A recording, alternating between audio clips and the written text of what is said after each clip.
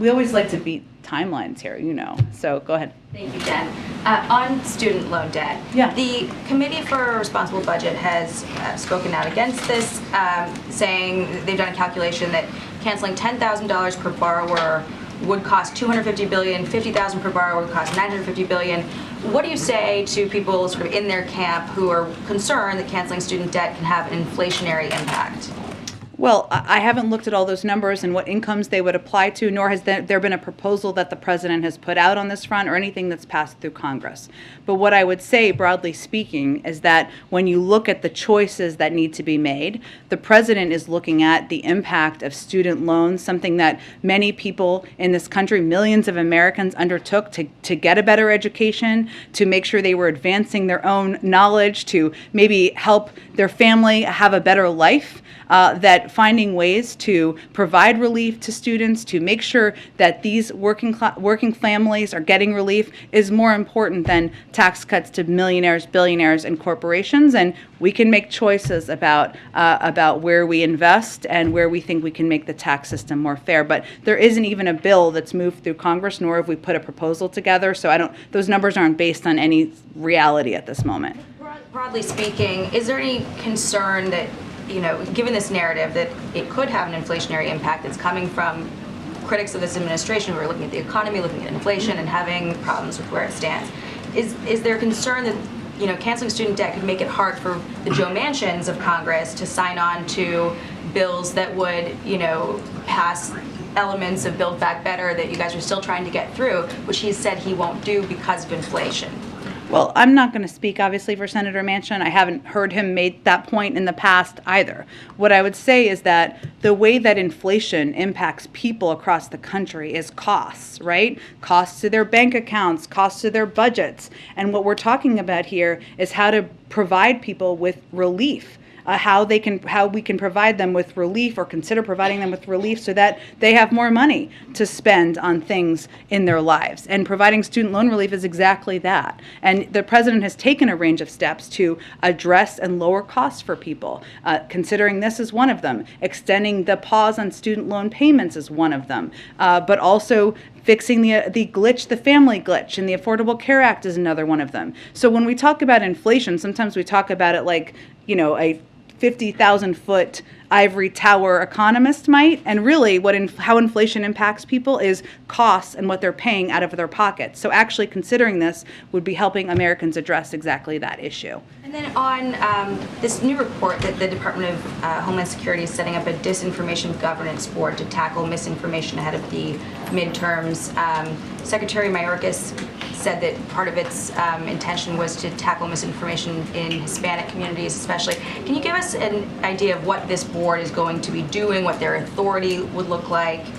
Sure, Jackie. I really haven't dug into this exactly. I mean, we, of course, support this effort, but let me see if I can get more specifics. We know that there has been a range of disinfo out there about a range of topics, including COVID, for example, and also elections and eligibility, but I will check and see if there's more specifics. There's been some criticism of the person who's been chosen to oversee this board. She had previously called the Hunter Biden laptop a Trump campaign product, seeming to discredit its validity or validity of reporting surrounding that. How can you assuage concerns of people who are looking at this person who's been appointed to this position and wondering if she's going to be able to accurately judge misinformation now that a lot of that reporting has been proven to be factual in some ways? Well, I don't have any comments on the laptop, but what I can tell you is that it sounds like the objective of the board is to prevent disinformation and misinformation from traveling around the country in a range of communities. I'm not sure who opposes that effort, and I don't know who this individual is, so I have no comment on it specifically. Her name is Nina Jankowicz. She also just recently made some polarizing comments about Elon Musk's Twitter purchase. It's just getting some pushback from critics who are saying this person may not be the right choice for a board that is run by the Department of Homeland Security. Can you speak to that at all? I don't have any information about this individual. I can check on more information about the board. Go ahead. How much of the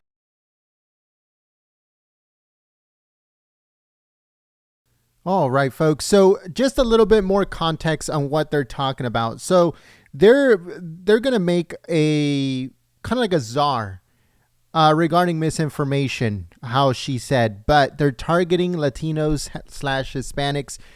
And the reason they're doing that is because over the last 4 years plus, Latinos have been waking up.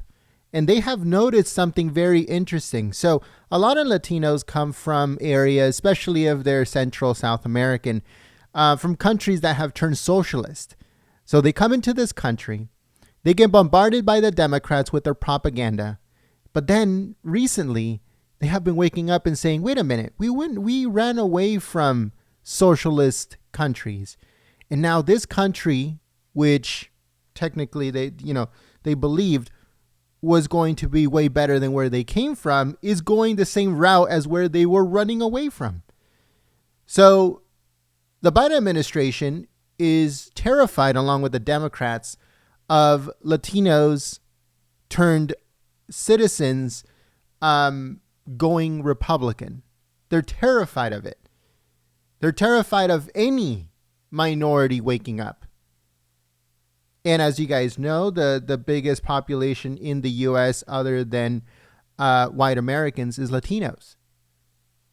And if the Democrats lose the Latino population, as more Latinos are turning conservative, which in reality they were conservative to begin with, they were just lied to into becoming Democrats, that is the reason why they want to go after Spanish news networks, making sure they're in compliance with the Democrats and the DNC, going after Latino publications and making sure they're in compliance with left-leaning propaganda. That's why they're creating this new misinformation campaign, because they know that the Latino population is waking up election after election after election. And they're terrified. So more information on that on our website, goldenstatetimes.com. Again, that's www.goldenstatetimes.com. They want to keep everybody in line. And right now they're targeting the Biden administration. The Democrats are targeting Latinos for waking up. Let us know what you guys think about that in the comment section below. Make sure you guys share this video on social media. Don't forget to click the thumbs up button and stay tuned, because we're going to be updating regarding this and other things, including immigration, border security, and everything on our website, goldenstatetimes.com. Thank you so much, folks. Please share the live stream, the video, click the thumbs up button, and subscribe if you are new. Peace.